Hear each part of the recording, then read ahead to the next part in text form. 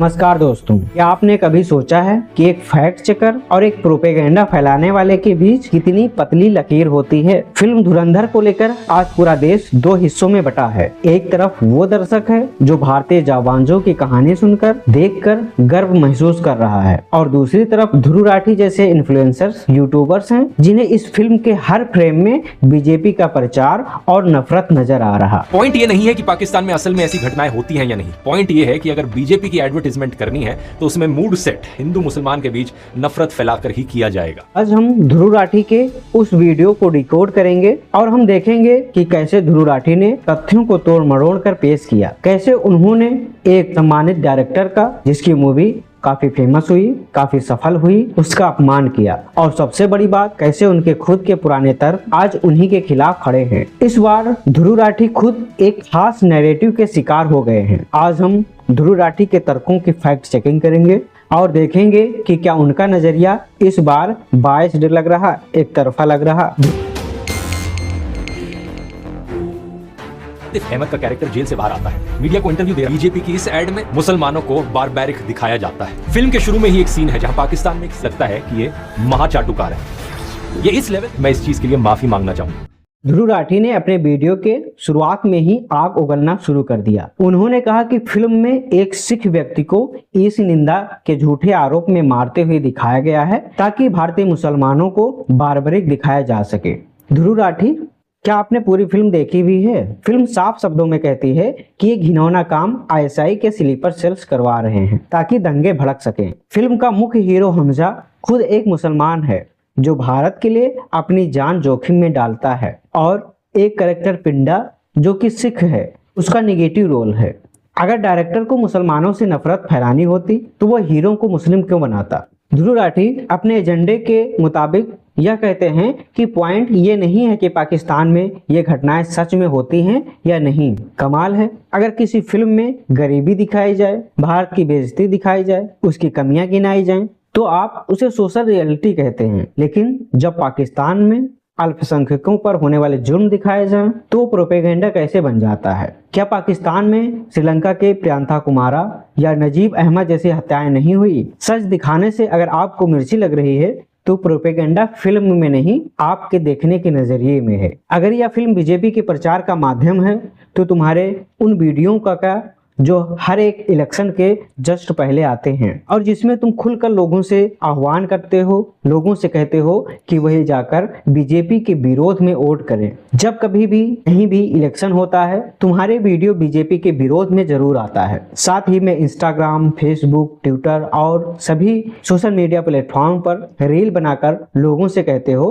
कि इस बार हमें तानाशाही हटाना है। वोट देते समय यह बात याद रखिए, वह बात याद रखिए, फलाने डिक्टेटर हो गए हैं, उन्हें हटाना है। यह मूवी कुछ हद तक तुम्हारे इस नैरेटिव से तो बेहतर ही है। इसमें खुलकर तो यह नहीं कहा जाता कि आप किस पार्टी को वोट करें, किस पार्टी के फेवर में अपने विचार बनाएं। ध्रुव राठी का अगला तर्क तो किसी कॉमेडी फिल्म की स्क्रिप्ट जैसा है। वो कहते हैं कि अगर इस निंदा वाले सीन को हटा दिया जाता तो फिल्म की थीम पर, फिल्म के कैरेक्टर पर कोई फर्क नहीं पड़ता। तो इसका जवाब बस यही है कि एक डायरेक्टर और राइटर का हक होता है कि वो अपनी कहानी कैसे कहे, फिल्म में वो कौन से सीन रखे या ना रखे। फिल्म में वो सीन इसलिए था ताकि दिखाया जा सके कि कैसे कट्टरपंथ का इस्तेमाल करके निर्दोषों को मारा जाता है। ध्रुव के लॉजिक से चलें तो टाइटैनिक से जहाज डूबने वाला सीन हटा दो, क्या फर्क पड़ेगा? लव स्टोरी तो तब भी रहेगी। ऐसा लग रहा कि ध्रुव चाह रहे कि उनसे पूछकर सीन मूवी में रखा जाता। वो चाहते हैं कि फिल्में वैसी बने जैसा वो देखना चाहते हैं। ये क्रिएटिव फ्रीडम की बात करने वाले ध्रुव राठी आज खुद एक फिल्म को सेंसर करने की कोशिश कर रहे।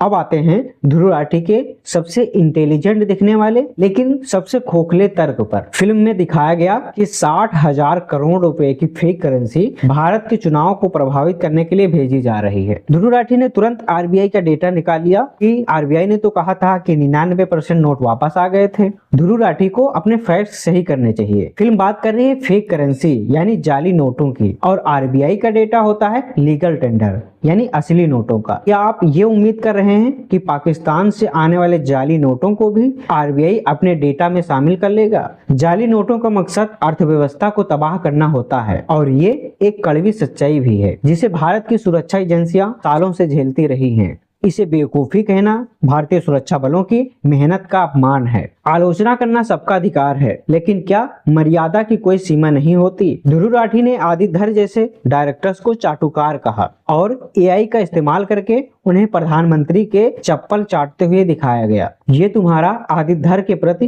किस हद तक का नफरत है? पूरी वीडियो में आदित्य धर और प्रधानमंत्री मोदी का नाम ऐसे ले रहे जैसे यह लोग उनके सामने कोई छोटे बच्चे हों। आता है, जाता है, करता है, बर्बाद करता है, ये करता है, बेवकूफ है, बदतमीज है।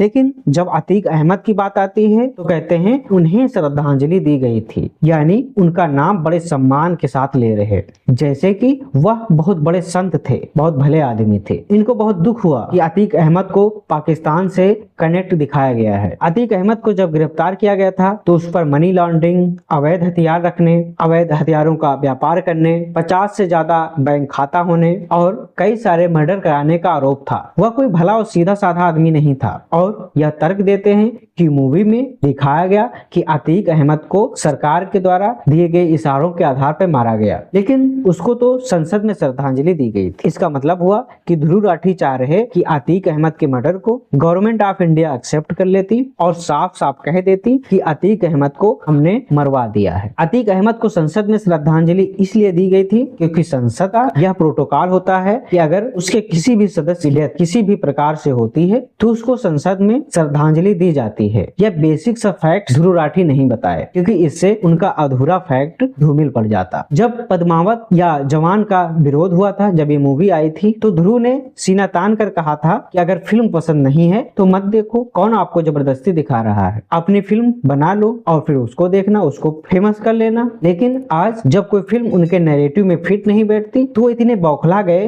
कि पर्सनल अटैक पर उतर आए। क्या ध्रुव राठी अब ये तय करेंगे कि कौन सा डायरेक्टर देशभक्त है और कौन सा चाटुकार? अगर कोई सरकार की बुराई करे तो वो क्रांतिकारी, अगर कोई भारत की कमियां गिनाए, भारत में अव्यवस्था उत्पन्न करने की कोशिश करे तो वह क्रांतिकारी, और अगर कोई देश के गौरव की बात करे, राष्ट्रवाद की बात करे तो वह बेवकूफ और प्रोपेगेंडा फैला रहा। ये दोहरापन ही ध्रुव राठी की असली पहचान है। कोई भी आदमी यह फिल्म देखकर जब बाहर निकलेगा तो उसमें गर्व का भाव होगा, उसमें राष्ट्रवाद का विचार आएगा, वो अपने राष्ट्र के प्रति सम्मान दर्शाएगा, न कि किसी के प्रति नफरत का भाव उत्पन्न करेगा। लेकिन तुम्हारा यह वीडियो जो देखेगा उसमें नफरत का भाव आएगा। तुम इतने हाइपर होके जो गाली गलौज कर रहे, उसका लोगों के दिमाग पर नकारात्मक प्रभाव पड़ेगा, न कि उस मूवी का जो मूवी भारत के लोगों में गर्व का एहसास कराती हो। निष्कर्ष साफ है, ध्रुव राठी को फिल्म की क्वालिटी से कोई लेना देना नहीं है, उन्हें दिक्कत है फिल्म के मैसेज से। उनके लिए हर वो फिल्म बेकार है जो भारत के पक्ष को मजबूती से रखती है। ध्रुव राठी इस फिल्म को एक फिल्म की तरह नहीं बल्कि एक सियासी हथियार की तरह देख रहे हैं। आज का दर्शक समझदार है, वो जानता है कि मनोरंजन क्या है और एजेंडा क्या है। ध्रुव राठी के इस वीडियो ने साबित कर दिया है कि वो खुद एक खास विचारधारा के इन्फ्लुएंसर्स बन के रह गए हैं, न कि एक निष्पक्ष विश्लेषक। आपको क्या लगता है, क्या ध्रुव राठी इस बार अपनी ही नफरत के जाल में फंस गए हैं? कमेंट्स में अपनी बेबाक राय जरूर दें, वीडियो को लाइक करें और अगर आपको ये सच पसंद आया हो तो इसे दूसरों के साथ में शेयर करें। जय हिंद, नमस्कार।